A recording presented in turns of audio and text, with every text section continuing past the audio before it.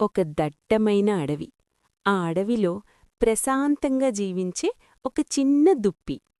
ఒకరోజు ఎప్పటిలాగే గడ్డి మేస్తూ నేస్తూ తెలియకుండానే చాలా దూరం వెళ్ళిపోయింది.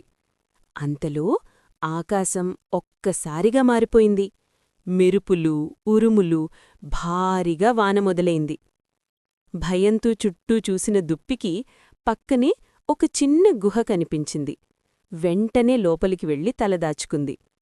కొద్దిసేపటికి వర్షం తగ్గింది. ఇప్పుడు బయటికి వెళ్ళాలి అనుకునేలోపే అయ్యో!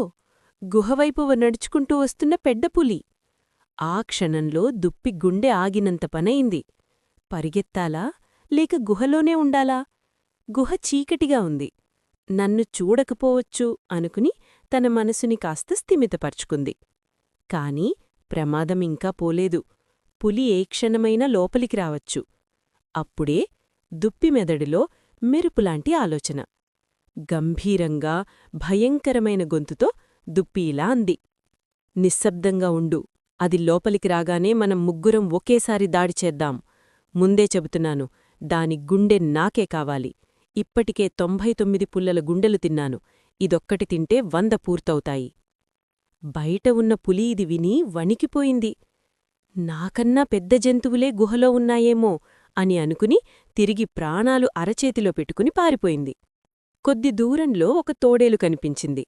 ఏమైంది? ఇంత భయంగా ఎందుకు పరిగెడుతున్నావ్? అని అడిగింది. పులి జరిగినదంతా చెప్పింది. తోడేలు నవ్వుతూ పద వెళ్ళి చూద్దాం అంది. భయంగానే పులి ఒప్పుకుంది. ఇద్దరూ గుహ దగ్గరకు వచ్చారు. లోపల ఉన్న దుప్పివాళ్లం చూసింది. ఇప్పుడింకోసారి తన తెలివి చూపించాల్సిన సమయం వచ్చింది. మళ్ళీ గొంతు మార్చి గంభీరంగా పులి రావడం లేదేమో, ఈలోపు ఏదైనా తోడేలు దొరికితే బాగుంటుంది. మీరిద్దరూ ఇక్కడే ఉండండి.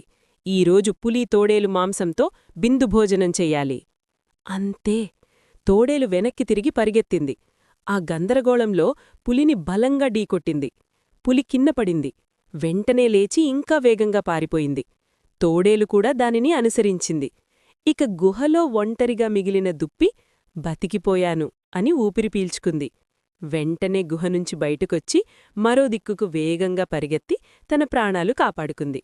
అప్పటినుంచి ఆ గుహవైపు ఇంకెప్పుడూ వెళ్లే సాహసం చేయలేదు. నీతి: బలం లేకపోయినా తెలివి ఉంటే ప్రాణాలు దక్కుతాయి. ప్రమాద సమయంలో మనసు నిలకడగా ఉంటే మార్గం దొరుకుతుంది.